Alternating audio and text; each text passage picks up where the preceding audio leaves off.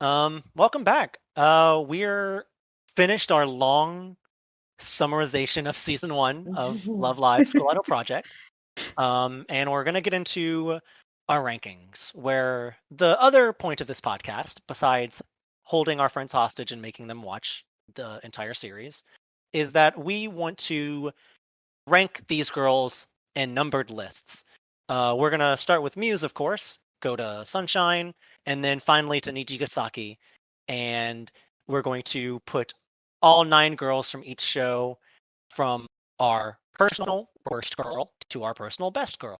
In a death match. Yeah, and at the end of it all, we're going to take all 27 girls and put them in a final list. That it'll probably just be an episode all on its own. God, I forgot there were 27 girls. So hold on to those feelings, y'all. God. There's actually more than 27 girls. What? But there's only 27 that matter. There's only 27 that matter. That And there doesn't is another Love Live show coming out, I think, soon. We don't care about that. But though. that's like 5 first-year girls. That is its Yeah. own thing. So, okay, including the 5, it's 32? Well, we're not counting those 5. We're not counting those. We're not counting those 5 until they Yeah. get an anime, and also I still don't know if I'll accept that just yet. Yeah, this is the best way to do it. Obviously, we're doing by the end of the season. But by the end of season 1 or series 1, we'll have our rankings of Muse after the movie and how we feel after that. We'll get into Sunshine. We'll have the rankings of the Sunshine Girls, Aqua, and have those 9. And then finally, we'll watch. I don't know. I don't know how long this will go for. Maybe by the time we do doing Nijigasaki, there will be a second Nijigasaki season. I'd like it to, but Yeah, maybe we'll see. I'm just curious to see like how much our lists differ and if there's like an average, like That's what I'm most excited for. if like each girl has an average score, yeah. As I was telling Will before this, I did a ranking list on my halfway watch. After I finished episode 6, I did a quick summary and thoughts on characters. And today I finished my list and I had a much more detailed discussion points and like reasons behind my opinions on these girls. And in my final list, only 2 girls stayed in their spots as they were like a month ago when I did my first version. That's fair. That's also what I'm sort of interested in. And no one has to bring up like, I mean, obviously Annie only has one list because we force fed her school idols in one large sitting. It is mostly a interesting thing of like what hit home for us differently. Maybe some things compared really well. Maybe some things didn't compare all that well. And it's just fun to see how everyone feels. So going from myself, I'm going to start from number 9. Then we'll go to Corinne's number 9, then to Annie's, and then to Will's finally. We'll all just briefly talk over our feelings on it, agree or disagree. We'll try to keep things as short as possible. But knowing us, maybe it might go longer. We'll still do better than most presidential debates. It's true. Ayo. And we'll probably agree a lot more than most of. Yeah. Probably. Yeah, probably. We have pretty similar tastes, I would But say. yeah. I guess we'll just jump right in. Yeah. Starting at my number 9, Nozomi. Oh, I'm throwing it down right now. Oh man. Nozomi, as of right now, is the worst girl. I'll go ahead and say Annie is in my house currently recording as well, and I can hear her downstairs. I can hear her downstairs, like she's and gonna come fight and you. get me. But no, I want to preface by saying Nozomi is not a bad character. I don't think any of not. these girls are bad characters. But I think what's wrong with Nozomi for me personally, and I referenced it earlier with this keyword I'm gonna have to bring up, inconsistent. I think Nozomi is the most inconsistent character throughout the entire show. And that's just one of the flaws I find with her. That's fair. I think I brought this up multiple times to Annie and Will whenever we were talking about it very briefly during our watch. But Nozomi, my problem with Nozomi is that the fact that she is a bunch of different character traits thrown into one character, but none of these traits feel like they congeal well. We get the spiritual Nozomi, we get the wise Nozomi, we get the fun big sister Nozomi, and then we get the pervy titty grabbing Nozomi. And those are fun character traits. Like, Annie brought up a very good point when we were watching that a similar version of this character, maybe not exactly, but somewhat, Very is similar. Heroku. From Inuyasha. Mm-hmm. In that he's also sort of like the pervy, like hits on women, likes to be a little bit of a pervert, but is still very wise. And I guess kind of like Kakashi from Naruto, if I'm remembering A little correct. bit. Yeah. A little bit. Yeah. In a way. There are versions of this character that exist, but a lot of them are male, and it's almost refreshing to see a female version. But Nozomi doesn't get reprimanded for it. She gets weaponized. She gets weaponized. It's played off as a joke. It's fan service. It's fun. I mean, she playfully gets like a little bit reprimanded from Ellie, just in that kind of like best friend kind of dynamic, but like no real like Moroku gets slapped in the face by Sangro type of consequence. I'm not expecting her to get like slapped, but then again, they could have given Nozomi like slapstick humor as well. But other than that, Nozomi just exists. She's like the writer's plaything. Whenever the writers needed her to be the angel on the shoulder, she was. When they needed her to be the little devil, she was. But it didn't really like we never learn anything. We don't know anything about her backstory. I don't know anything about Nozomi other than she works as a shrine maiden, sort of. She's maybe known Ellie for a long time, for maybe as long as they've at least been in school together. Mm-hmm. And that's it. And again, maybe that'll change with season 2. But for now, that's how I feel about her. Like, she's just sort of exists. And I can't really say that I like her a lot because of these this inconsistent character writing for her. She's cool. I love her character design. Oh, that's not enough to sell me on the character. Yeah, that's fair. Purple hair is usually like a sign of some kind of mysterious or like complex character to her, and I think that's what they were trying to go for. But at the same time, she has her purple hair and pigtails, so like the mischievous side of her is like, unfortunately the titty grabbing and like kind of puppet mastering in the background. So like it's a like you have to read into it, but of course I get where you're coming from. Yeah. But yeah, that's my number 9. Yeah, I'll have more to say when she comes up for me. Same. But Corinne, how do you feel about who's your number 9? How are you feeling? It should be no surprise, but the girl who I would like to throw hands with in the alley and make sure they're dead is Hanukkah. Yeah. Oh yeah. Because there we Jesus go. Christ. Jesus Christ on the cracker. Okay.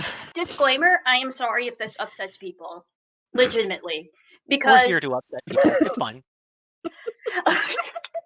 Okay, it's but part of the mission at the beginning, at the beginning, I generally thought she was okay. I didn't have any strong opinions because the happy-go-lucky, bubbly character type is what I see in many forms of media. I mean, hell, Ariel is my favorite princess, and she exhibits this trope very well. She's like the original himbo. So, okay, where I struggle with Honoka is at the beginning when Yumi was actually expressing, I'm uncomfortable with this, I actually don't want to do this. The reason I am joining this idol group is to support y'all. Quote Hanukkah saying, "You'll do this for me, right?" You'll do this for me, right? Loading that and that was the first red flag for me. Yeah. And there was no consideration of her friend's feelings. It was just her goal or nothing. And she does get better, like in the Katori episode. She was incredibly supportive in that episode, helping Katori like come to that realization. And she was rising up a bit, but please forgive me if I mix up my episode numbers. But episode 11, she's a straight up dumbass. I'm going to be honest. She's a straight up dumbass, like you're not exercising. Wrong. And I guess she's a kid and she's impulsive and that's your character trait. And she exhibits this, but she's still at 16 years old. I'm assuming she's 16 years old. I don't know how old she is. Yes, Hanukkah's 16. At 16 years old, it's common knowledge that if you don't get enough sleep, your immune system goes down. You get sick. If you put yourself in the rain, that compromises it even more. Like, even as a teenager, more impulsive as I was, I knew this. She should know the same. And what made me had it with her, which made me like catapult her to the bottom, which is very difficult to do considering who I put at number 8, was when she was expressing at the rooftop, you know, like, why does this matter?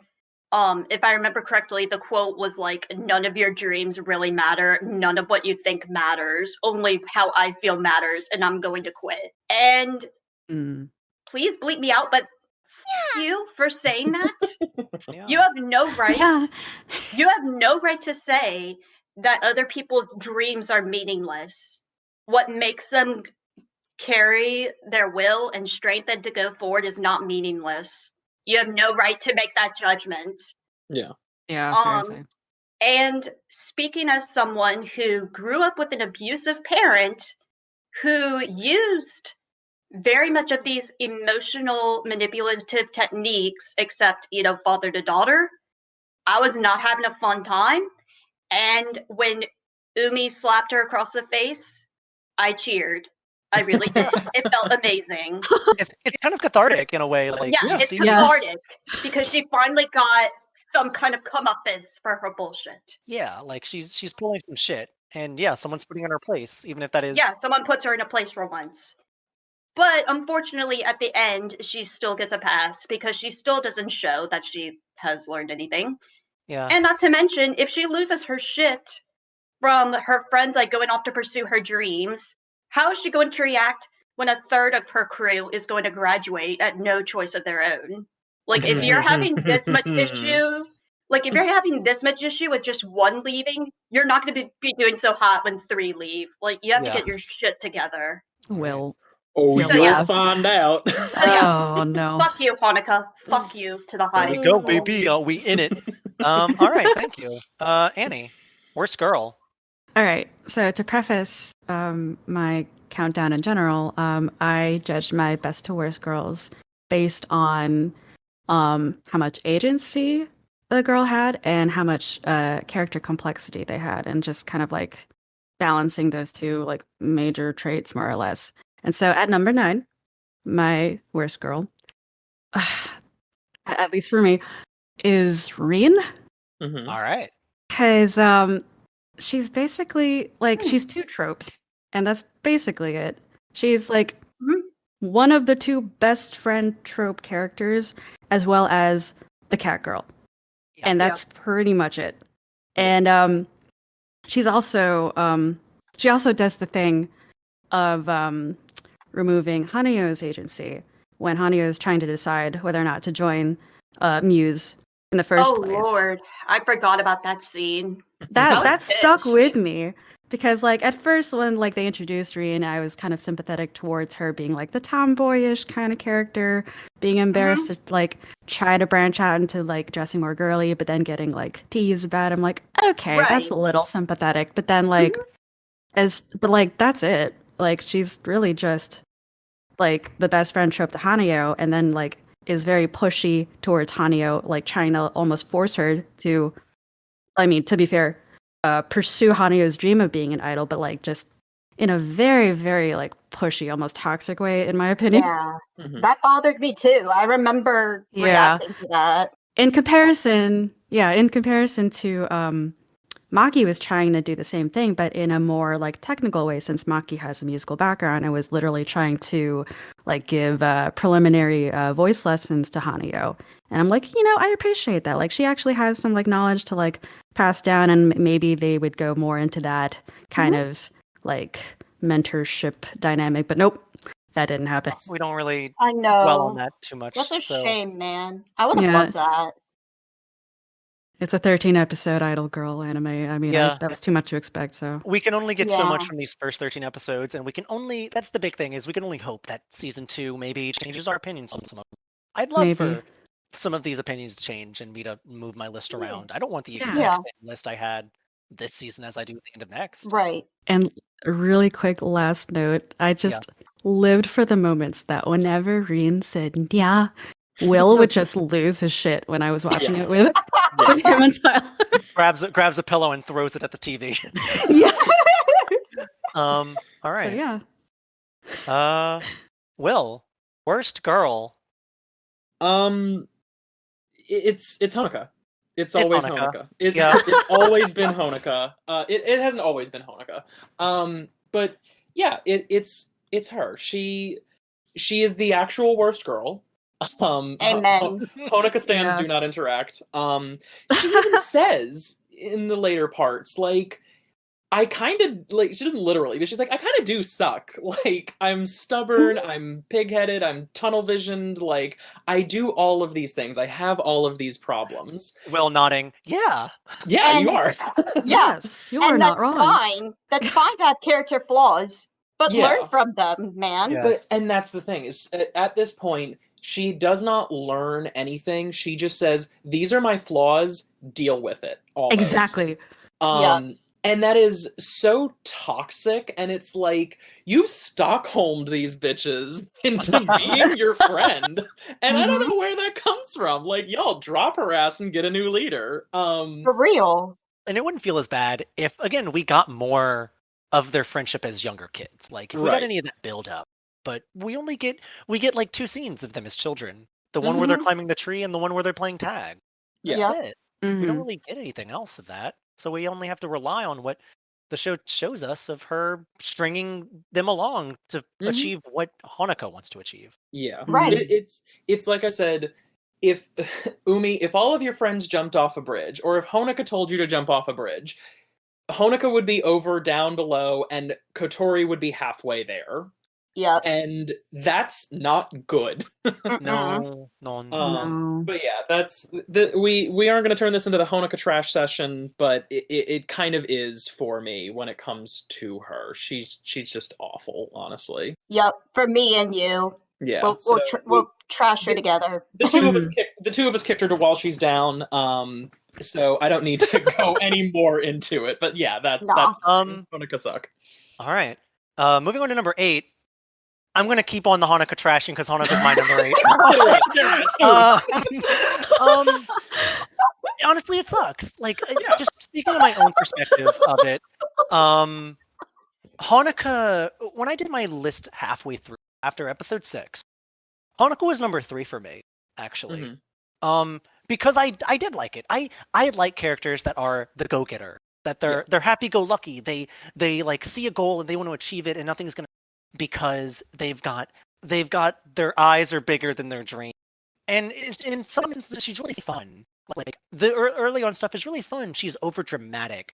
She is like, she wants to push her friends along, and yeah, that's not a good thing because she sort of pushes the issue a little too hard.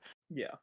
But a lot of her moments are very good. You see her heartbreak at the end of episode 3 before the performance. And you see her pull herself back together, because even if there's one person in the audience, that's enough, because that's someone to perform for. And it just goes downhill afterwards. And I agree with a lot of what y'all said. Honoka does some pretty shitty stuff. I hated how she tunneled in on this like goal of hers, and she just had no self-awareness. And it's hard to like expect that, like, yes, okay, they're teenagers, whatever. But she has the self-awareness because she states it, like Will said. She just refuses to act on it. She states it like afterwards, though, like after she's been reprimanded for. I wish she had like any idea of like a little bit of beforehand, like any minor. Please think before you do something. Yeah. Like even if it was a moment of like her hesitating to do something, and then being like, no, I'm still going to do it. That would have been fine, but she's always just 100% running ahead. Like, no stopping, just going. And I kind of wish that there was some brief moment of self-reflection. But we never get that. I would say that kind of is an earlier on with, again, in just like episode 2, hey, Ellie said this might be a bad idea. Maybe it is. We're going to do it anyway. Ellie's wrong. Yeah, but she thinks about it, which is more than she does most of the time. I completely agree with what y'all said. Like, that Honoka is a selfish character for a lot of it. And yeah, she brings it back together. And yeah, if the show was written to the way I would have in that ending, I would have liked her more. But she doesn't do any of what I wanted her to do. And she just sort of does whatever, and things just go well for her. So she's second worst girl for me. Sorry. She'd probably be in last place if I wasn't already dead set on it. Being a nothing character. Anyway, rubbing my little goblin hands together now. Core, who's your number 8? Okay. Well, getting off of the Hanukkah bashing train, we've now entered my tier list of you annoy the shit out of me, but you're not the worst I've ever seen. Yeah. Could be worse. So for me at number 8, that is Ring. Hey. Fair. And this is honestly because, well, for one, she's not as fleshed out as the rest, which is not her fault. That shouldn't be put to her detriment. But every scene that she is in, she annoys me. Yeah. I mean, okay, she was very pushy toward Anio and the constant Catgirl references. Like, once in a while is cute, but she overdoes it. Yeah, mostly the reason she's so low is because she's like a mini Hanako, except not as bad. Hanukkah light. She's pushy, but she doesn't abuse you. I mean, she abused her in episode 4, but otherwise she was okay. I'd like to point out that it sort of comes through in the English dub, but in the Japanese dub, she is almost always ending her sentences with "nya" or something. Like she's oh my god, she does it in English a lot. Worse. She does it a lot in English, but you can hear it in Japanese. She's almost always like adding in some kind of cat mannerism. To her dialogue. I would have like jumped out of a window if I watched it in Japanese. Oh god. But yeah, I completely understand where you're coming from with that one. The only time we can say that dub better than sub without the dub spared us. Yes. In that regard. Some. It didn't save it completely. Annie. All right. At number 8, I have I almost hate to say it, but it's Hanayo. All right. It's okay. Interesting pick. Because like I mean, I have sympathy for her because she was like the quiet girl with glasses, ooh. But because her agency was just completely ripped away from Rien, like both her and Rien were like the girls who were just kind of there, you know? Yeah. Yeah. And then Rien of course sort of dragged her down. Yeah. And then of course they do the thing where like, okay, now that Hanayo had her like coming out of her shell arc, she now doesn't have glasses anymore. Like, that's such a stereotype. It's annoying. Wonder Woman 1984, anyone? That thing has been around since maybe even before 90s rom-coms. I don't know, but that's when I started noticing it. Yeah, and like as soon as I saw that, like I just mentally checked out on her. And I hate to say that because she is a sweet character, but it's just like, oh my god, she was just reduced to again like another trope. Yep. Can I add another note there? Just for memories of us watching it together. Hanayo is the only one that Annie, like, in the moment could never... Who is that? Who's that character again? And it was so funny that, like, we're like... Exactly! Okay, Annie, name all the second years. Okay, blah, blah, blah. Now third years. Blah, blah, blah. Now the first years. Oh, yeah, there's Rien and Maki and... quiet girl. Yeah. While I agree that like it sucks. It on one hand it is smart that she got rid of the glasses for contacts if you're going to be doing a lot of damage. Yeah. The trope of her cutifying. She could wear them outside of. Right. I wish she did wear them. Yeah, I wish she wore them like while she wasn't performing, or like she would bring them back occasionally. Yeah. You know, she just gets rid of them. I mean, like in college, I typically wore my glasses, but like if I had my vocal recital, I would switch them for my contacts. Yeah. Right. And then sing with my contacts and then take them out. Mm-hmm. So yeah, I agree a lot with what you said. Like she just sort of blends in, and not in a good way. But yeah, any more thoughts on her? No, like that's a good point. I literally There's not just a lot kept of forgetting her. There's not a lot of thoughts there. She was almost forgettable. So I hate to say it. Will. For me, tragically, I say it's Nozomi. Nozomi for me is the master manipulator from the shadows throughout all of this thing. The shadow broker. It's true. She is the one who makes all of this happen. And I don't want to say healthy manipulation, but it's no. it's a manipulation that doesn't have a lot of consequence for if it were to go wrong, sort of Yeah. thing. Like it's the push, but it's not the Umi talking for Kotori kind of push. So because of that, I can say she's better than Honoka, because even though she's manipulating people, she's not being a shithead about it. Yeah. But Yeah. I hate pervert trope characters with a Yeah. passion. Fair. And Same. that Fair. drops her so Fair. low down the scale for me. Agreed. But That's why again, she's so low for me too. That's yeah, fair. but again, she's not as big of an asshole as Honoka is. So that's why I cannot put her in that final spot in good conscience. I don't like her, but I don't hate her that much in Right. comparison. Fair So yeah, enough. that's my Nozomi. Coming in number 7, for me, Miss 𝘓𝘰𝘶 herself. Oh. When I Whoa. mentioned that 2 characters stayed in their exact spot from my previous rankings, it was Nozomi and Ellie at number 9 and number 7. I didn't like Ellie back Wow. then. I still don't really like Ellie now. Dang. Mhm. And it's unfair to a degree, because I even write down, like, she's not a terrible character. She's a good person, and she means well by the end of the show. Yeah. She's really well-intentioned while being an antagonist, but she just sort of handles things so wrong, and we constantly get referenced like, oh, well, that Ellie wasn't the real Ellie. This nice Ellie is the real Ellie, but we don't get to see that, like, we don't get to see that. We never see, like, another real Ellie.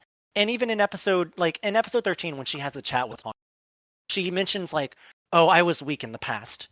I've been weak before, and I know how it feels. But we don't really get to see that weak version of her, because we only get to see her as a child, and now as an asshole, or as the happy big sister. Again, inconsistency is the name of the game. Yeah. With her doing a complete 180 after episode 8. And yes, this is the real her coming through. That's nice. I'm really glad you're a good person at the end of the day. It doesn't really make up for all the shit you said and did the last 8 episodes that we were watching this show. More than half of the rest of the show. So, I don't know.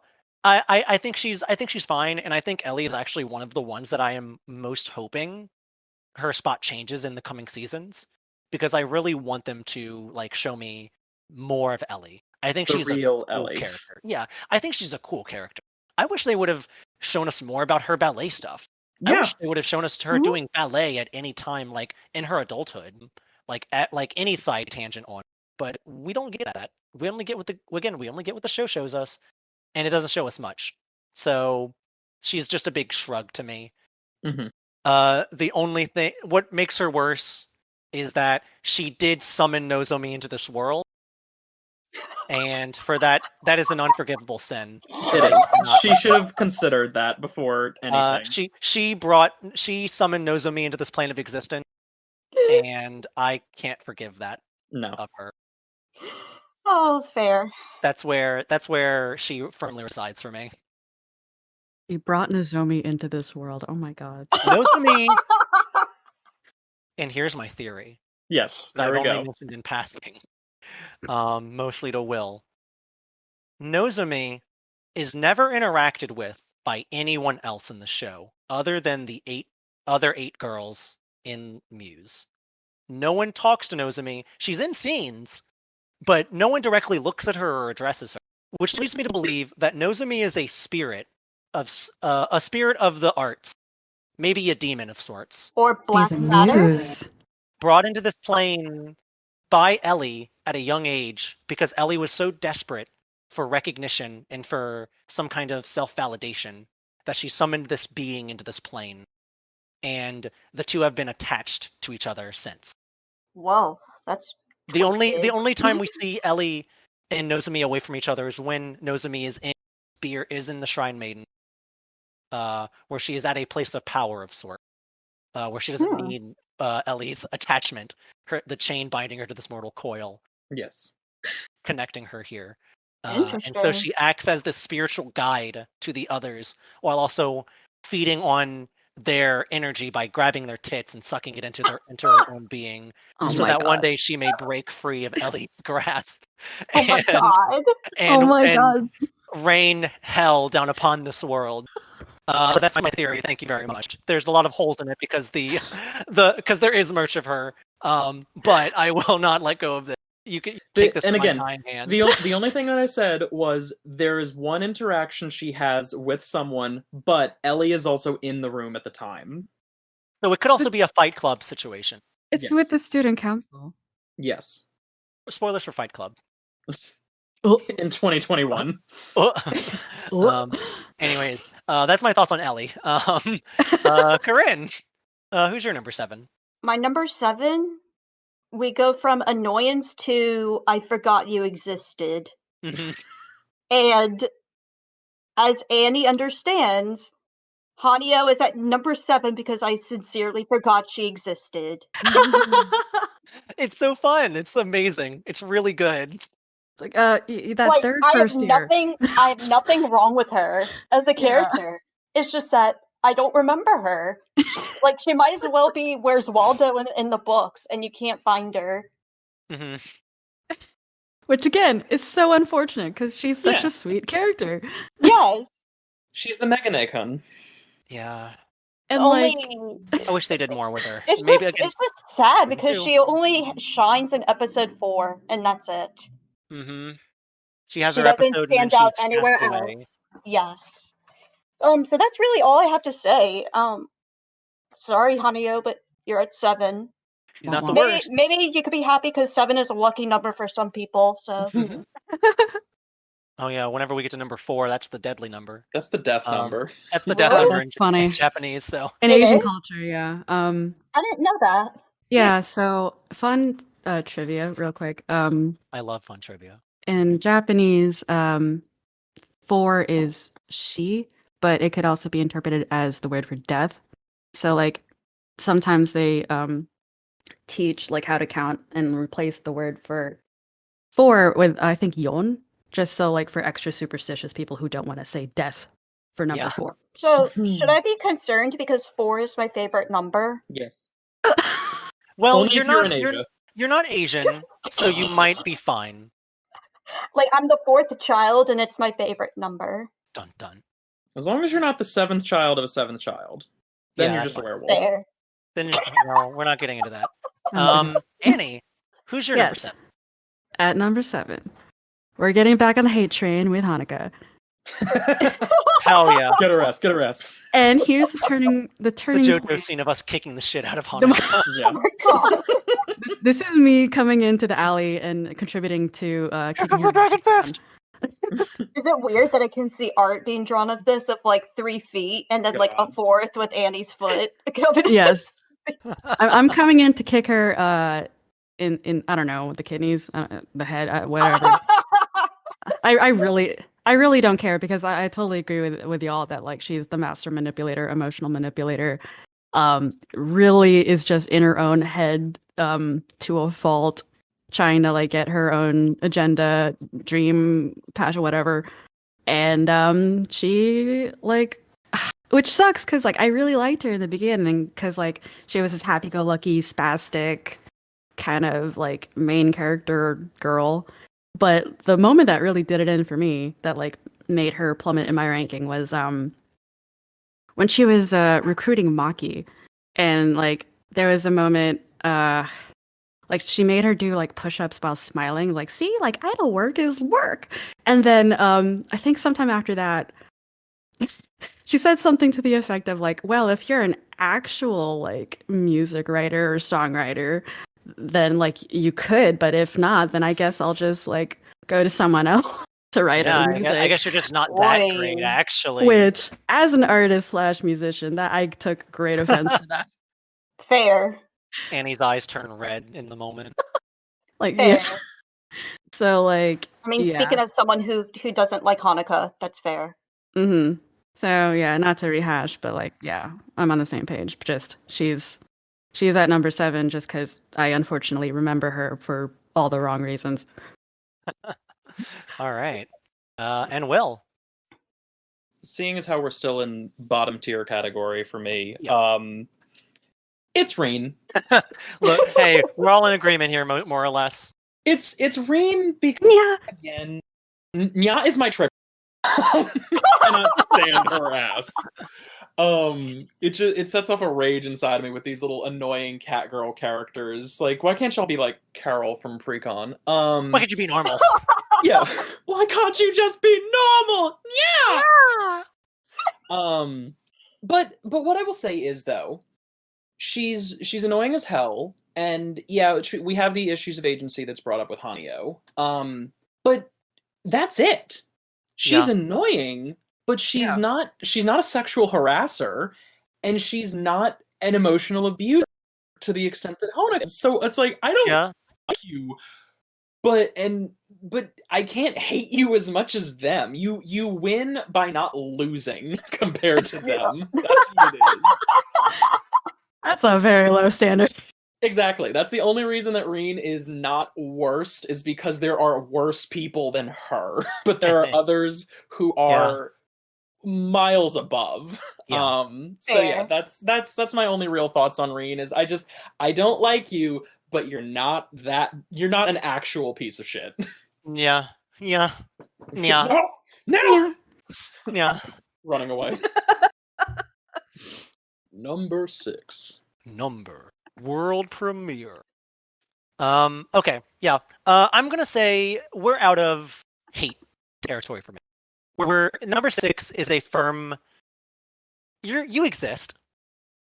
You could probably say the same for number 5 too, but number 6 for me is Kotori. Mm-hmm. Kotori, as I've written down, is a boring character, not in the way that Hanayo and even Rain to a good extent are. Kotori is a character that has a lot of cool things going about her. She's got the designer thing that's really good. Her hair sucks, but that's fine. Good singer. She's a good dancer. She wrote an entire song, and that's admirable. She's got charisma because she was able to become this legendary maid of Akihabara in the span of like, I don't know, a month or two, however long she was doing it. And that's cool. But and that's it. I checked out. I don't know. I kept checking out so hard with the Mina Linsky episode. Mm-hmm. The Kotori drama the Kotori drama episodes were less about Kotori and more about Hanukkah. And and again, it goes back to agency, another key word for our discussions here. Kotori had it kept taken away from her, and that's not her fault. But also, she never took the chance to speak up on her own. She never made decisions. She always had to have someone else make decisions for her. Mm-hmm. She's a follower. Yeah, her mom couldn't tell her to stay. She looked to Hanukkah for it, but she couldn't actually tell Hanukkah. Umi had to be the one to tell everyone that she's leaving. She doesn't really do anything for herself, and she just sort of exists in a way that I'm like, you're fine. You're not bad. You're just someone that I'm lukewarm on. And again, I'll keep saying it. Let season 2 change my mind. Please. But I don't know. She's just she's so boring to me. Like every time she's on screen, I'm just like ready to take a nap.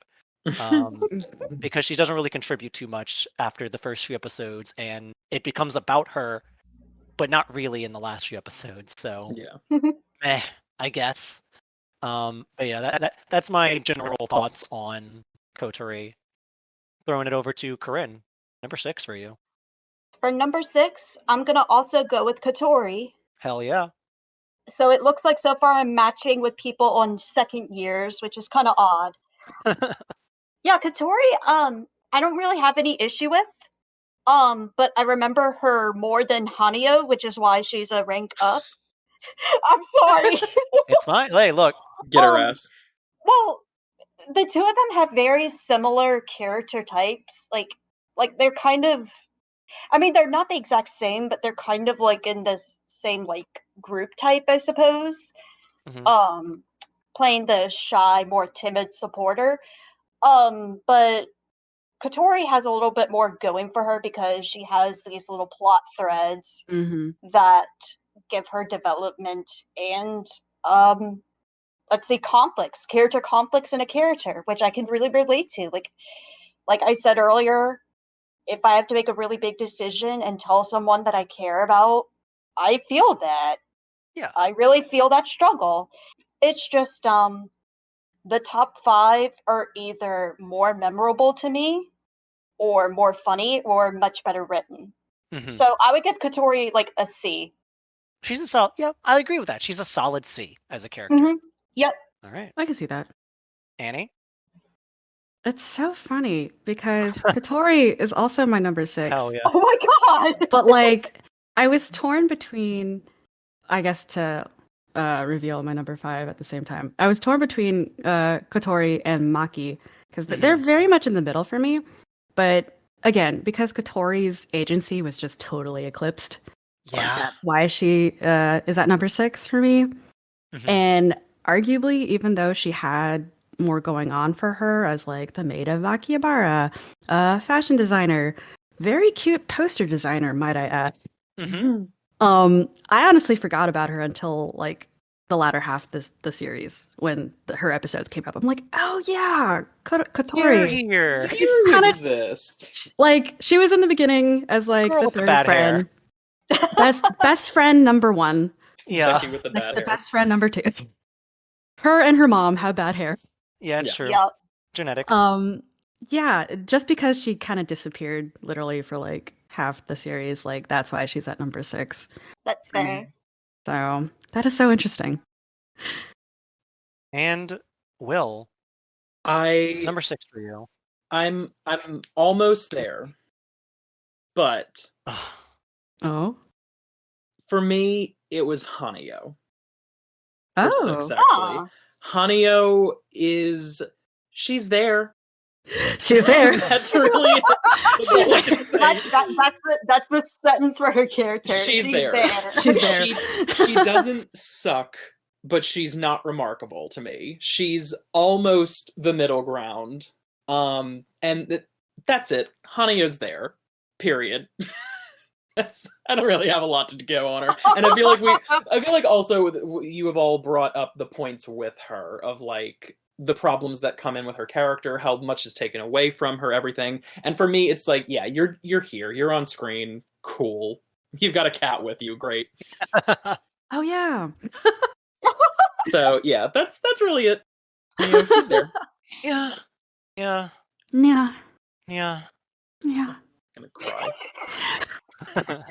This is how we get Will. Yeah. Okay. I love it. So going into number 5, this is now, I'm going to say, the better half or so of the listings, for maybe all of us. If you don't mind, I want to put my 5 and 4 together because they're at the same spot. Actually, they're in that same general. So they're tied. Yeah. They're really tied, and it's hard to choose between the two of them. And obviously, y'all don't feel the same way.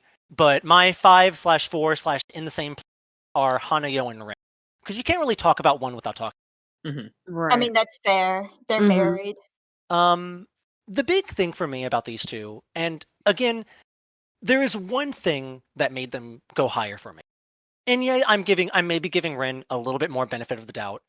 And to play the foil to Will's character, honestly, the cat girl thing, not to sound like a weirdo, it does it for me. I think it's cute. It's whatever. I can let go of a cat girl. I can be like, okay, you're it's different fine. strokes for different folks. Yeah, and that's like, okay.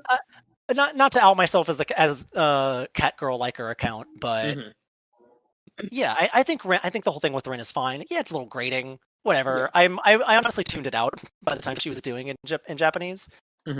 But no, I think the two of them are good characters in the sense that yes, they aren't around much. Yes, they're sort of there. I agree. I wholeheartedly agree with that. They don't really get any spotlight that they maybe need, but Rain's around a lot for like comedy effect, and I think it's really efficient. In the Beach House episode, she's jumping on the bed with Hanukkah, and it's funny. She's rolling around on the mat with Hanukkah and then Nico, and it's funny. She's getting a good bit of slapstick because they're like, "Cut that out, cat girl," or what have you. There's some good comedic beats there with her, and Hanayo herself has a lot of heart. I think Hanayo is one of those characters that is very genuine. Like you can tell she is as much of an Idol fan as Nico is, but she's shyer than Nico up. She wants it so bad. She doesn't want this to be just school idol stuff. She wants this, like, again, like as they say, she wanted this as a young child, and she was too shy to do it. But she sort of took the step forward to achieve her dreams, and I think that's pretty admirable of her.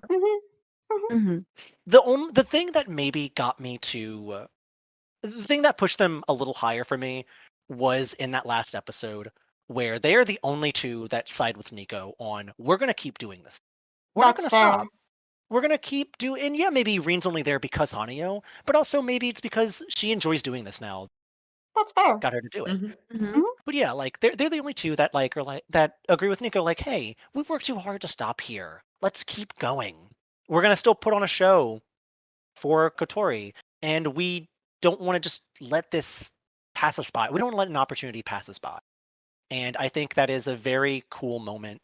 And and I'll be honest, it is the only reason that they made it high, other than my tolerance for the cat girl bullshit. So I think that's why they are firmly in the 5 to 4 place for me.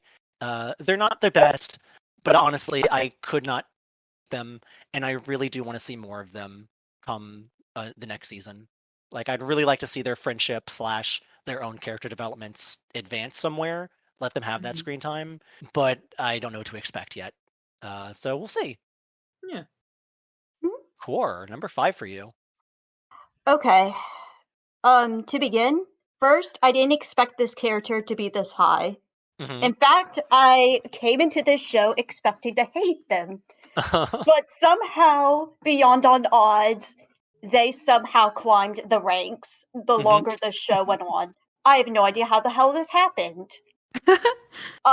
So at number 5, we have Nozomi. All right. Oh. Okay. Which I realize is a weird as hell placement, but number 5 fits. Middle of the pack. But number 5 kind of fits perfectly with how I feel because there is some good stuff that she has going on character-wise. But at the other hand, the groping brought her down really low and it bothered me. Fair. So I for one love the wise character mentor kind of thing. I just for some reason really enjoy that character trope. And the more she opens up, like with Maki and like getting her to open up and grow, she just keeps surprising me for the better.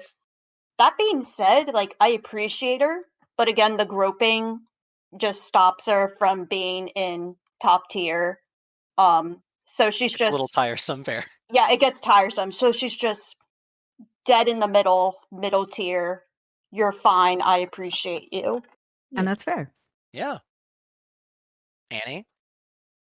At number 5. Yeah, number 5, I have Maki. Yeah, I really do like her. I kind of wish her character was kind of extrapolated on more, especially since like she is like basically the main songwriter for Muse. Like, they don't really ever focus on that, huh? Not really. I mean, you would think because like it's a music group, but I guess not. She had her time in the sun like in the first half of the series. Yeah. But I just really like that character of, okay, she's very mature, but she's a first year, but she knows what she's about. Like from the beginning, she's like seen at her piano, she's doing her thing. And at first she really didn't want to like get in on Hanaka's shenanigans because she was like fine where she was. And like she knows what she's about like throughout the show, even after becoming an idol. Like she really gets into it, but on her terms. So I do appreciate that. But she's at number 5 because, well, one, I like other characters a little bit more personally. But I mean, yeah, she's just a solid character. She's there, but she's not forgettable. Will, number 5 for you? Not super breaking away from the pack, but it Yeah. was Kotori. Kotori was All right. 5 for me because she's the middle ground. Mhm. The way that I put it is she tries her best, and I appreciate that from her, but she gets so wrapped up in Honoka that she is not allowed to shine. She doesn't get to have a lot of that, and there's not enough delved into. Tyler knows what this is about, and I sort of mentioned this with Core, but there is a better version of her in a better idol anime. Yes. That I would love to get to at some point, but as it stands, Kotori is okay. She's enough that I know about her and can kind of. It's that I want to care, but there's not enough for me to actually do so. Right. So yeah, she's not bad, but she's not great, is where she's at for me. She's that solid middle tier for me. Okay. Yeah, she was almost number 5 for me, but like, Yeah. just because of the whole agency thing we talk about. Same for Yeah. me. Like I was struggling placing Nozomi and her like at their spots. Like they kept flip flopping. Well, I already talked about my number 4 as well, So we can. so we'll go right to core. Okay. It's really hard for me to put this character at number 4 because I would say from number 5 onward, this is like when I start to get, there's some good shit here. There's some good writing here. Some good character development here. Yeah, like Core, good core shit, rubbing good her shit. little goblin's hand together. Yeah. I actually am rubbing them right now. Okay, but the reason why this one is at number 4 is because they had something really good going on with this character, but then halfway they kind of just rushed the job with her and dropped the ball. And it's really sad because out of the main cast, I can easily say that I relate the most to her. Ellie is at number 4. Oh. Her struggles, I still struggle with the idea of perfection, with the idea of expressing emotions appropriately, because of God, I feel shame with my emotions a lot, and I struggle with processing them. Because first of all, like I grew up in an environment where part of the time it wasn't okay to show emotion. Like I had to shut them down a lot of the time whenever at my dad's house, or or else I would get yelled at or worse. And I was expected to obtain that perfection, but I never was able to reach it, no matter how much I wanted like to prove my dad that. Except, I broke away and eventually told him, fuck you, but that's a different story. Yeah, I just relate really hard because I carry that weight on my shoulders still, despite being the youngest of my family. Maybe I'm projecting too much onto her. I probably am, but I feel like that's fine though. Like it's important to like project onto characters or to find things about them relatable. yeah, but I just find that especially relatable. It's just that I wish they floundered a bit too much on why she was antagonistic and then just like rushed to get her to join. And while that scene, like where she was with Nozomi and talking with her, was powerful, it was still rushed. And then the rest of it, we just saw regular Nozomi like, oh, my struggles are done now. When no, I know that from experience. It's very difficult to let go of containing yourself like that. It's a and process. letting your hair down. It's a process, yeah. But we only have 13 episodes, so it's to be expected. Yeah. Another moment of like them not like being able to dwell on specific either character traits or character moments.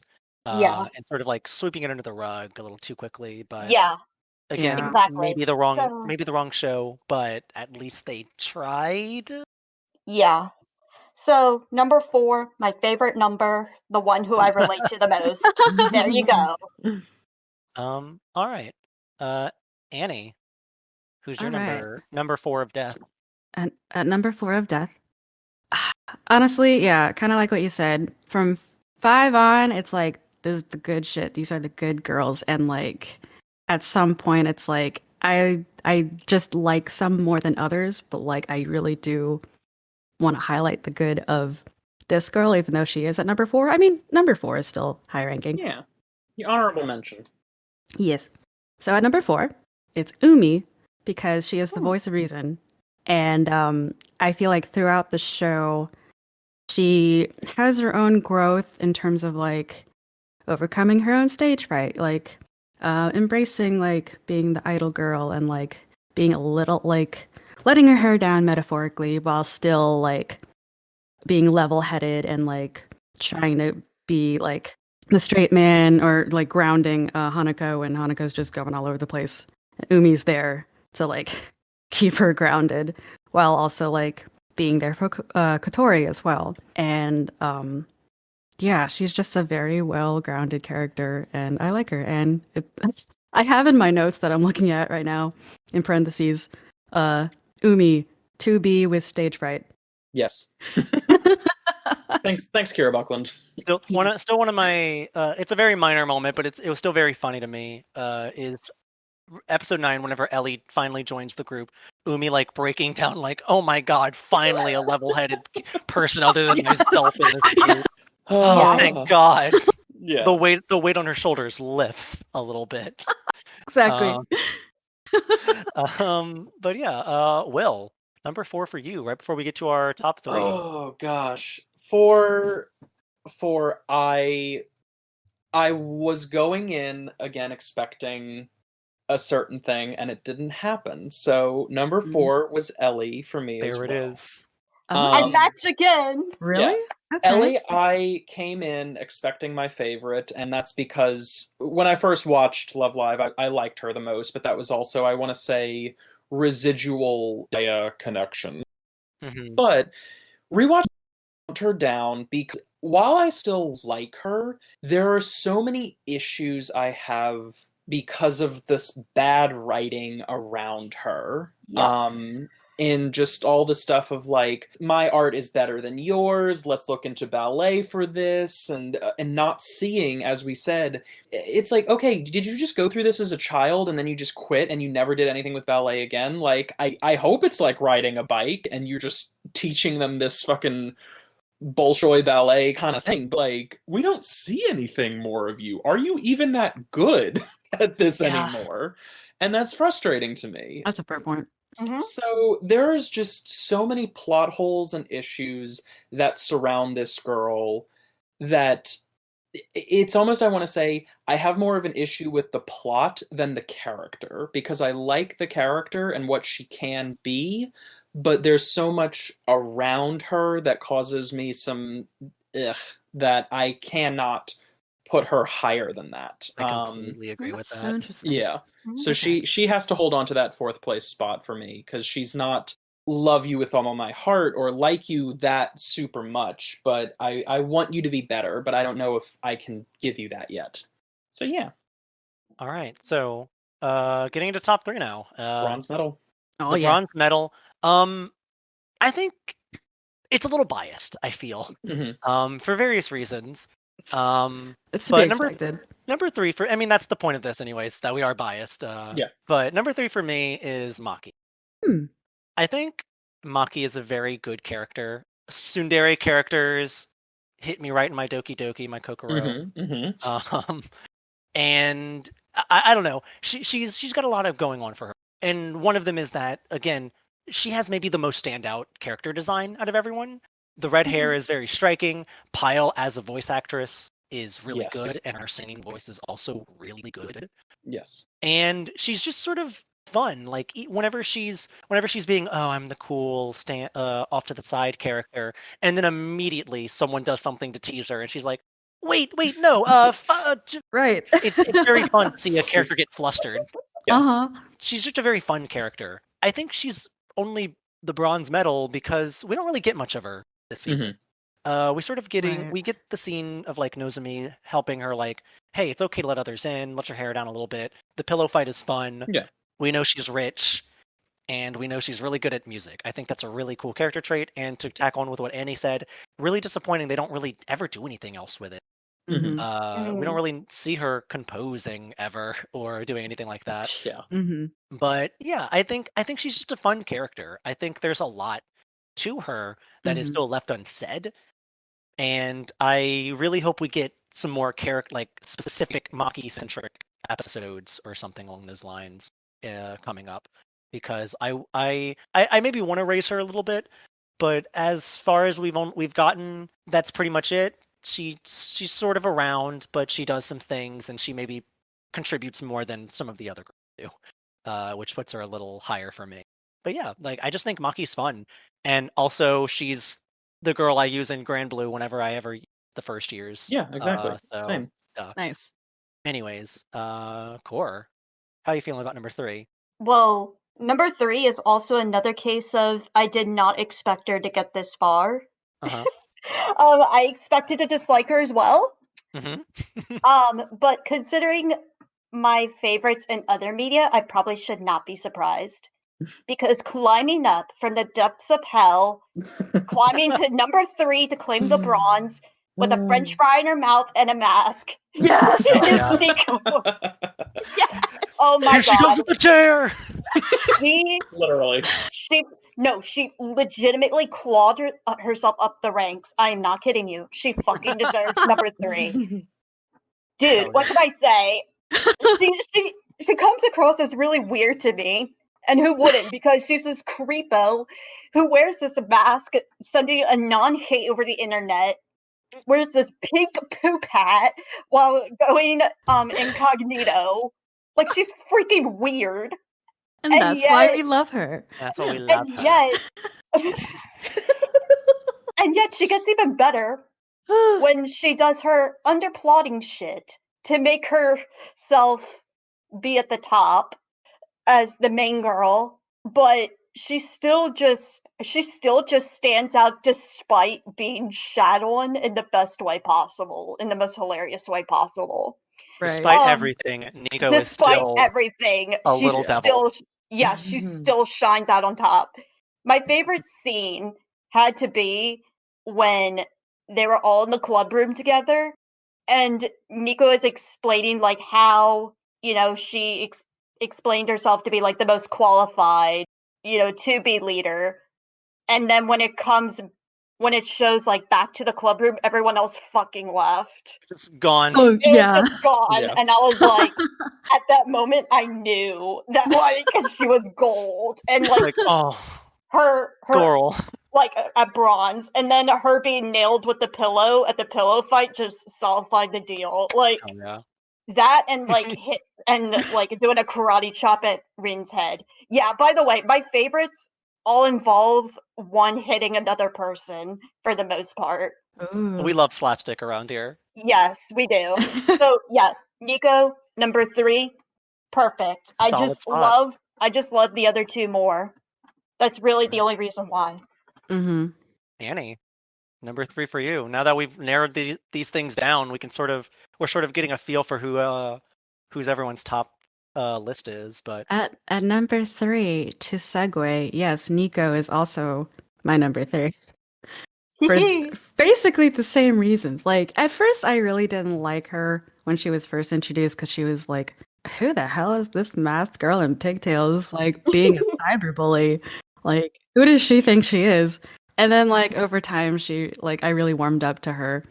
And, like, yeah, during those comedic moments when, like, she clearly takes herself very seriously because she's Yes. like idol girl expert, and then she's just like tripping on herself and like trying to and when they were trying to figure out who the leader should be, and Yes. she's like, all right, let's do this idol test. We're gonna play DDR, we're gonna do karaoke, and then we're just gonna pass out flyers on the street to like Yes. measure our auras.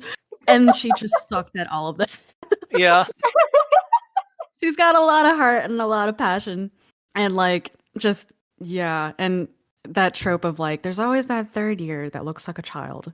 And it's her. Yep. But instead of just like being this like kawaii, like kind of like in Oron High School, what's his name? Honey? Yeah. Oh God, yeah. It could have easily been that way, but like she has a lot more chutzpah. And thank God for it. Yep. love her to death. Mm-hmm. Yeah. Will, coming in at number 3. For round 3, Nico again. Huh? The way that I put it is Nico does what she sets out to do. She makes me smile. She's a goofy son of a bitch. And she deserves everything that she gets. And she has depth to her despite being the slapstick comedy character. Right. And that's what Exactly. I love, is again going into this seeing only Nico Nico ni memes, haha, like you're a real girl. And I like her a lot, but it's not enough for me to be like, you are the top favorite. I love and cherish you, but she's Mhm. definitely good girl. Like I'll fight for you, girl. Yes, But same. yeah. So yeah, we all love a Nico here in this Yes. house. For the top three, I'll fight and Yeah. die for them. Yeah. Yes. So that's my feelings on Nico. Just good girl. We all love her. We've all talked about how great Nico is. But yeah. She's fun. Yeah. She's fun, and we adore her. And just to backtrack, yeah, I just really appreciated the amount of depth she had for the character who was supposed to be like, quote, just the comedic relief. Yes. Yeah. Yeah, Yes. for real. I greatly appreciate that. Absolutely. All right, second place. Ooh. Yeah, I guess the second, like all of our second places will pretty much reveal who our first place is as well. Yeah. Yeah. Yeah. Second place for me is Umi. Hmm. Umi is great. And I'll even say Umi in my first list was number one. There's a few things that I feel pulls her back a little bit. One of them, and yes, it is played off as a joke, still not something that I think is cool. She does do a bit of fat shaming.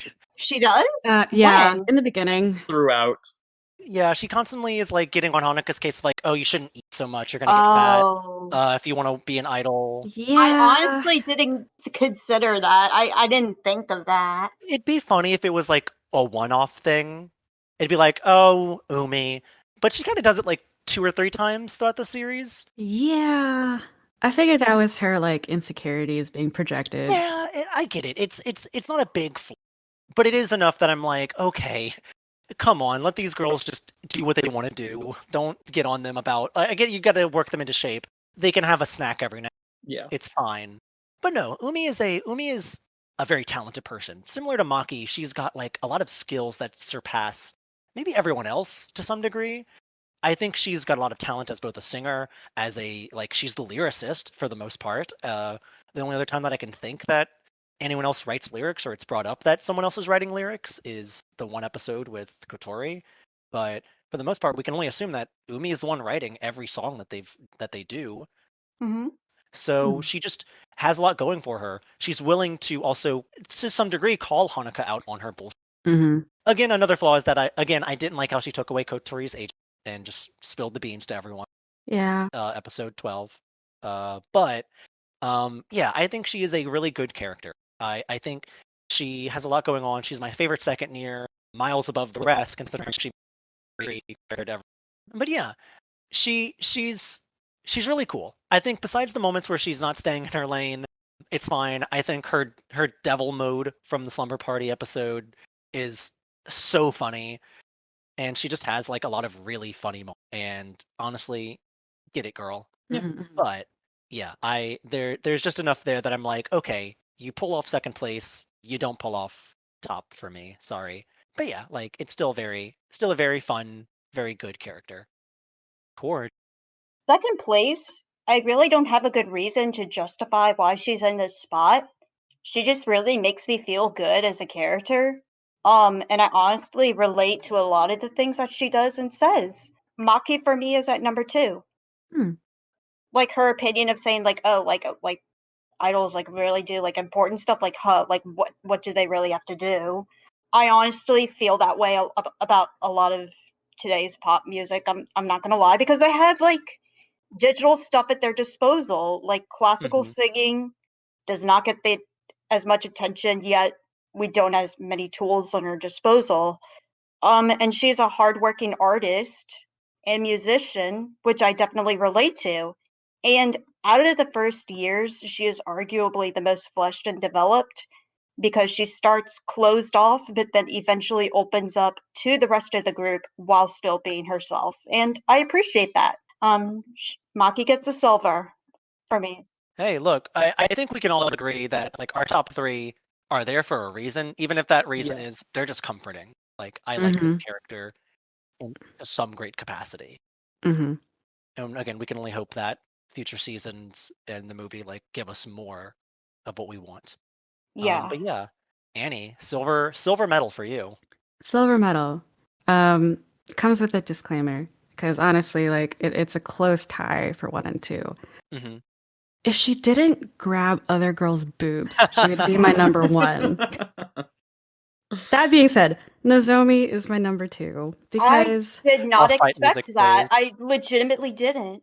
I'm a sucker for purple-haired characters, but like she also really scratches that itch of that like wise spiritual character who kind of works behind the scenes, and she was like, yeah, the working behind the scenes to like bring the team together using her own resources at her disposal, and like also she's the shrine maiden, and like just what Tyler calls inconsistency. I see it as complexity. And so she's just this very interesting, like, We rounded agree to character. disagree. Yes. The Inuyasha stan in you popped out. It's fine. Exactly. There's nothing wrong with it.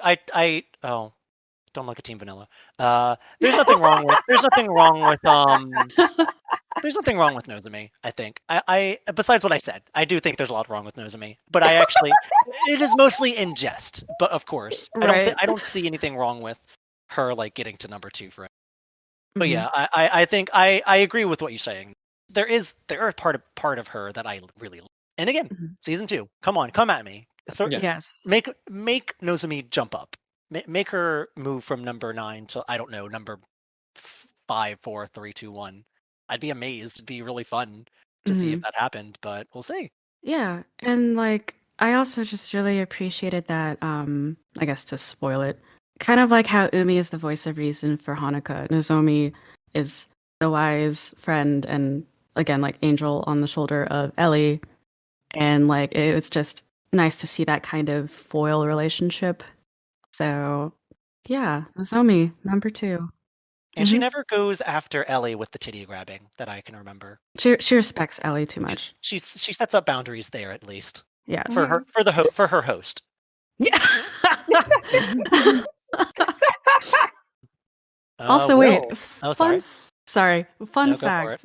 fact. I got as a present a little gachapon figurine of Nozomi before I even knew what Nozomi or who Nozomi or what a Love Live was You like still have years that? ago. I think I do. I'll have to find it. You'll have to send a picture of in the group chat at some point. I expected her to be your number 1 throughout this whole thing. I'm gonna be honest with you because of based off of all the things you said. Honestly, if it wasn't for the titty grabbing, she would be number 1. But like I can't in my That's right fair. conscience make her number 1 like empirically. That's fair. That's completely fair. William, it comes down to this. Who's your number 2 girl? Number 2. She love arrow shot me. It's Umi. There we go. Umi is so close to the top of the ladder, but my problems with her are 1, the fat shaming, as we've discussed. Mhm. And 2, she does kind of cave to the pressure of Honoka in the end, and I wish she hadn't, because as a character who, throughout everything, even with her, like, insecurities and stuff, she's very strong. She's open about herself, or learns to be, she builds herself up, and throughout everything, she shines through in the cast to me, and she keeps my interest whenever she's on screen. She's cool. She's just really cool. That's her type, and that's her thing. She's very cool. Suzuko Mimori, also, I have a little bit of a bias because she's a phenomenal singer. So yeah, she's definitely up there for me. I love and cherish an Umi, but she's not quite number not 1. Quite at number 1. Not quite number Which 1. I guess we're all ready to part the curtain Yeah. and pull the tarp off of the statue that the golden statues we've built of our number 1. Yes. Coming at number 1 for me, or should I say Nico number 1, Mhm. Nico Yazawa herself. Yes. God. She's good. She's good. She's great. If you would have Yes. asked me before we started this project and before I started watching this, I would not have thought Nico as my number 1 Mhm. ever. Yeah. Right. Same with me, but number 3. Like, what the fuck? Yeah, I blame the memes. Yeah, all I knew of her was the memes or like how Yeah. only like I'm not invested in the London, but all I've really gotten from them was, oh, Nico's the Nico, and that's it. it's okay.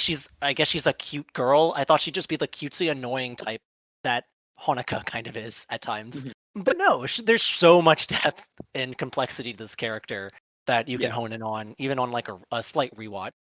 I didn't even think like again. I think the rewatch of the past few episodes I did yesterday and today, sort of pushed her to the top for me, and it's because I know a little bit more about her without knowing too much. I know a little bit about what happens in season 2, but I don't know a lot of context for it. But something I can pick up on is the fact that in the beach episode, she goes to Maki's beach summer home, and she's like the one that's everyone's like, "Wow, this is amazing," but Nico's like aghast. Like this is how rich people live. What the fuck? She has a noticeable difference in attitude than everyone else, and she's even trying to play it cool because she's a very proud person of like, oh yeah, I've got a personal cook too. I've never had to do anything like this for myself before. And then cut to her later where she's cooking for everyone and making the best dinner. And they're like, wait, Nico, I thought you said you had a personal cook. And she's like, don't worry about it. I can't lift my spoon right now. Oh no, I'm so weak. Yeah. Not to mention, again, her comedy is amazing. The first Nico 𝘓𝘓𝘶 into her just deadpan staring at the rest of them. Yeah. The one where they're filming each other for like PV, where she like lets down her hair and is like walking around the classroom and is like, I'm just a simple girl, really. And then turning to no one paying attention to having left already is again top tier comedy. Like every time she's on screen, she just is a funny character. And I'm just like, all right, you've got me. I can't believe this happened. I'm a Nico stan, and I can't, and I hate it, but also I love her to death. You'll have to pry this little devil girl from my cold dead hands if you really want, if you want her. I am one of her Nico #1 fans, so that is why I have dedicated. That's why I'm getting a tattoo of her on my arm today. Yeah. But yeah, that is how I feel about it. Core, #1 for you. Okay. Well, I guess Ellie, I said like I related to the most because she exemplifies my insecurities, like my own flaws. But my _1, I would say, represents my potential and my ability to do my best and to be able to shine. And for me, that is Umi. Ooh. Nice. Yeah. Nice. Nice. With Umi, it kind of gets really personal because the way I entered this friendship group was very much the same. I was by myself doing my own thing in choir, and I was approached by somebody else. What bitch? Yep. I was approached by somebody else, and I was like, who the fuck are you, and why do you want to talk to me? But I'm better. And it ended up benefiting me for the better. Our very own Hanukkah. Fuck you.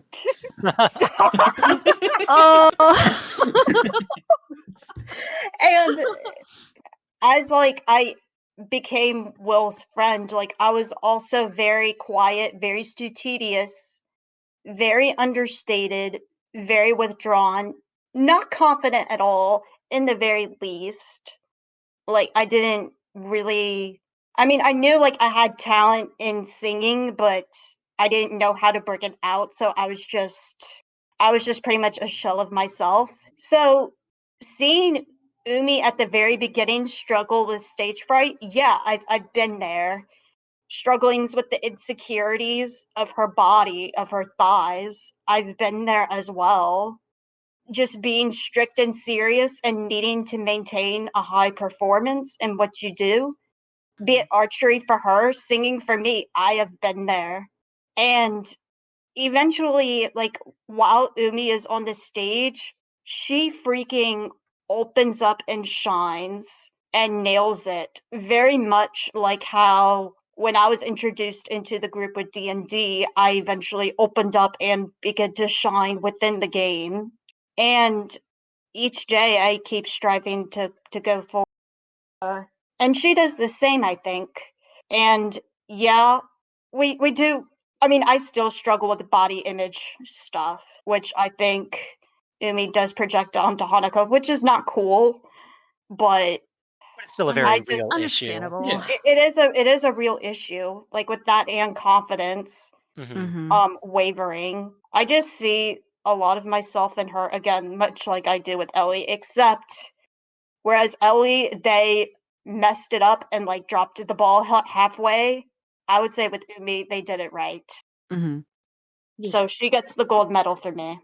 Hell yeah. Made me almost a teary mess, Jesus. Hey, it's fine. Emotion's great. Annie, Yeah. who's your number one? At number 1, I have Ellie. Kashikoi Nice. kawaii. All right. Yeah. She made it. She made it to someone's top, and that's admirable. Yeah. Well, partially because I mean she would have been number 2, but like Mhm. the whole boob grabbing thing with Nozomi, like it just I felt bad about it. Like no, like if I had a friend who would just constantly grab my boobs like that, as cool as she may be, like no, like Girl, please. girl, I've had please a long stop. day today. But I don't also need like this. yeah.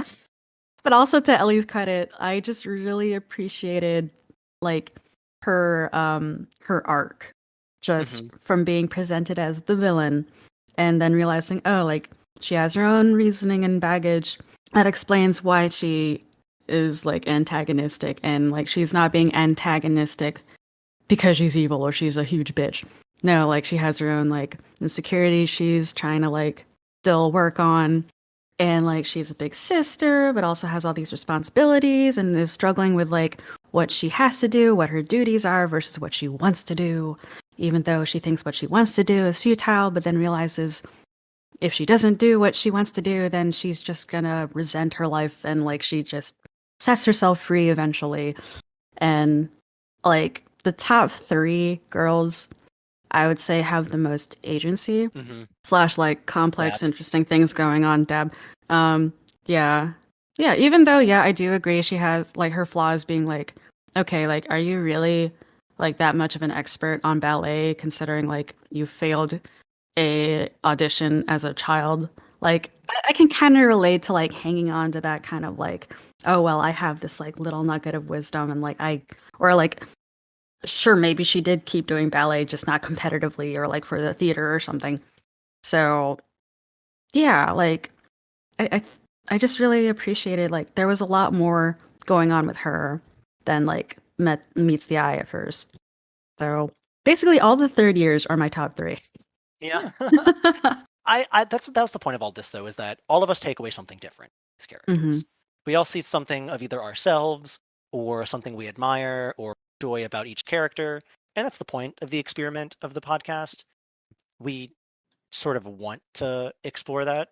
So I'm sort of glad to see like such differences and not that it'd be boring if we all agreed on the exact same thing everywhere, but Right. this at least adds on to like some better talking points instead.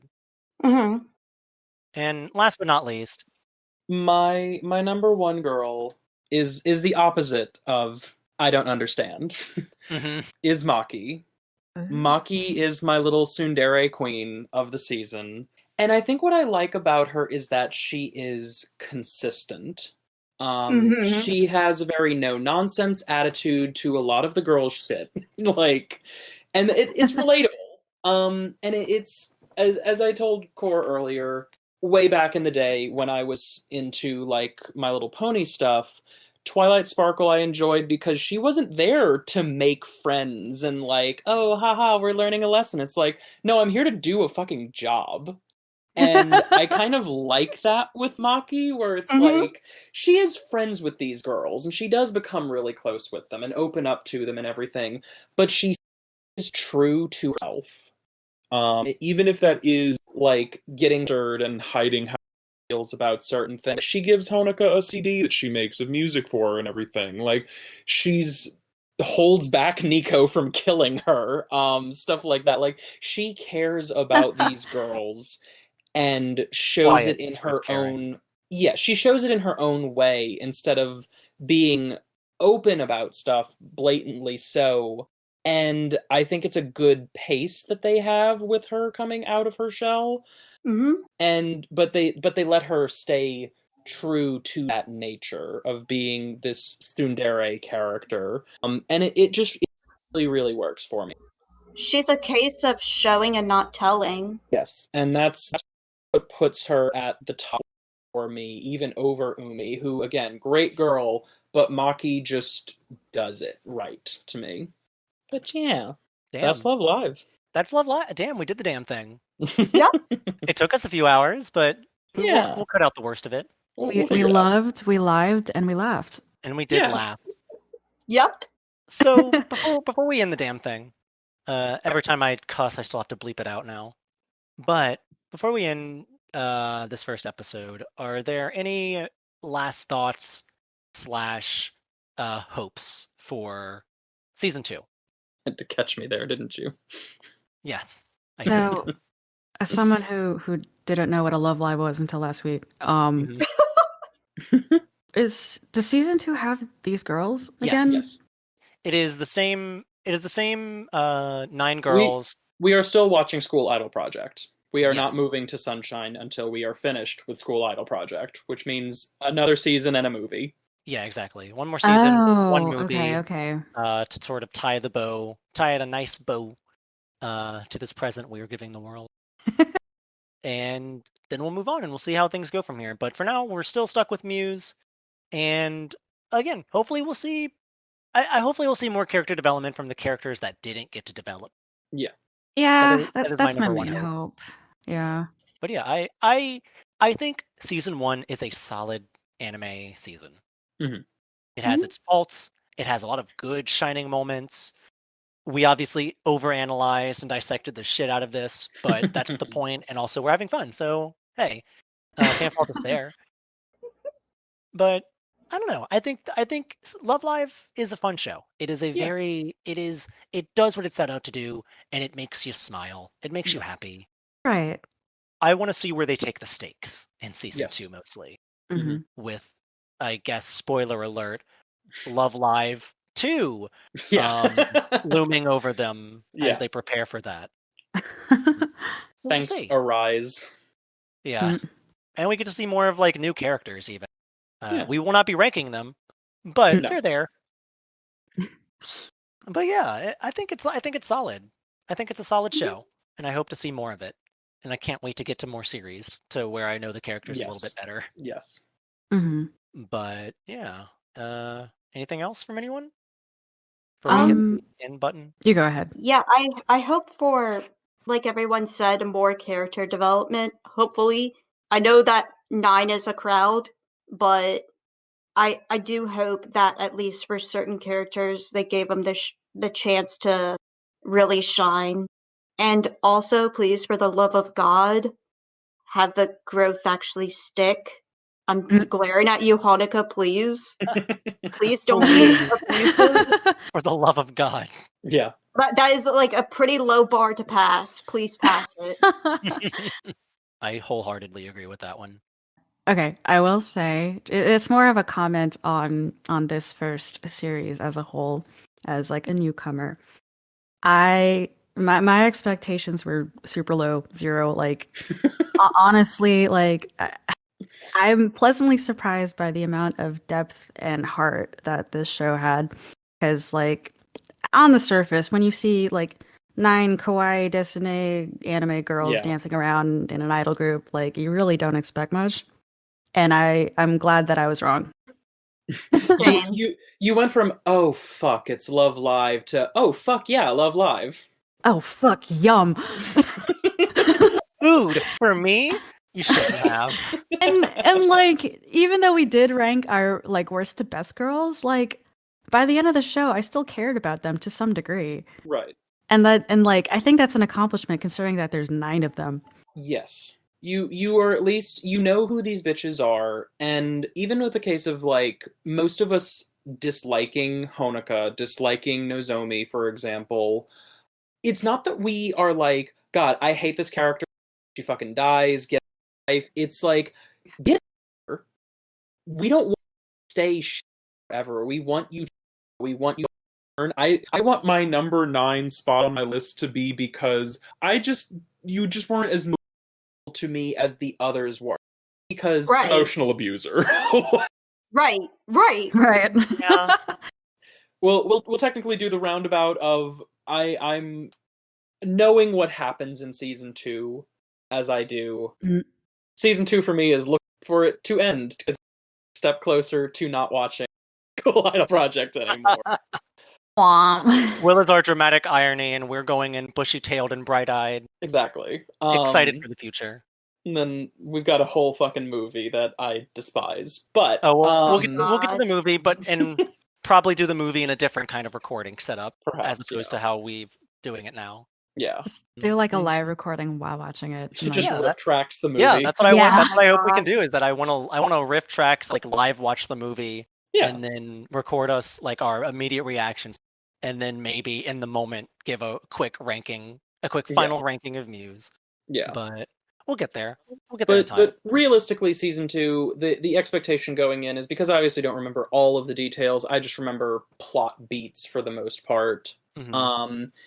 Is again hoping these characters do grow and get better, knowing ahead that there are characters who get special episodes for them, or there are characters who get focuses that will give them a bit more depth. Just how much that carries and how much of them are, here's your one episode, now we're never going to talk about you again. Now back into the dirt. Yeah, exactly. That's where it gets a little sticky. Mm-hmm. So yeah, we I will say preemptively, we do have that to look forward to, y'all. But how much of that actually affects things will be interesting to see. Yeah, I'm here to get to Sunshine, but I still want to see where this rewatch takes me. We're in a car together, and we're not getting out of the car until we've gotten all the Love Live we possibly can ingest. Until we've evaluated 27 teenage fictional girls on whether they are worthy to live or not. Oh, jeez. Number 1 gets $100. Yeah. I guess Will is the driver, and we're just the other three of us are just passengers along for We're the just ride. along for the ride. Yep. And on your right, Will's in the shotgun. Will's in shotgun, like sipping out of his flask, yeah, and the rest of us are like excited, looking around. yeah. There's no driver. Oh my God. It's a driverless car. It's a driverless car. No. I'm the one with the playlist, just putting on BB songs all the time. Oh yeah. We don't. They No one knows are- what that means. You can't say that They're- yet. The fans will know. The fans Fans will will know. know that BB's the best subunit. Don't fucking at me. But yeah, I guess final notes. I guess we'll see where this takes us. So I guess we'll see what ends up being an uploading schedule. We'll see how Yeah. much us and our friends and whoever else can just spread this. Yeah. Where it gets to, who knows? I'm glad we did it anyways. exactly. It's still a fun project to work on Oh yeah. at the time. As a side note, he won't know it until he listens to it. But thank you for our opening and ending music. Go check out The Based Bean at soundcloud.com. Stream me some Lemon Boy. Stream some Little Bean Boy on SoundCloud. Yep. And yeah, signing off. I am Tyler, and I love idols. I'm gonna become the number 1 idol. I'm gonna win Love Live. Me. Nico. You deserve it. Core. Any parting words for the audience? Honestly, stay tuned, and we hope to see you next time. Annie? I'm Annie, and remember, kids, don't touch your friend's breasts without consent. Honestly, that's a good note for everyone. Thank you. But homies can slap the ass. Homies can slap the ass with consent. Yes. And Will. Honoka stands do not interact. Yeah, true. And yeah, go watch Love Live Sunshine, y'all. Treat yourselves. If you need to interact, we'll be outside the Denny's. Yeah. Waiting and ready Mhm. With a knife. With a baseball bat. with a brick. All right. Good night, everybody. Good night, gang. Good night. Good night.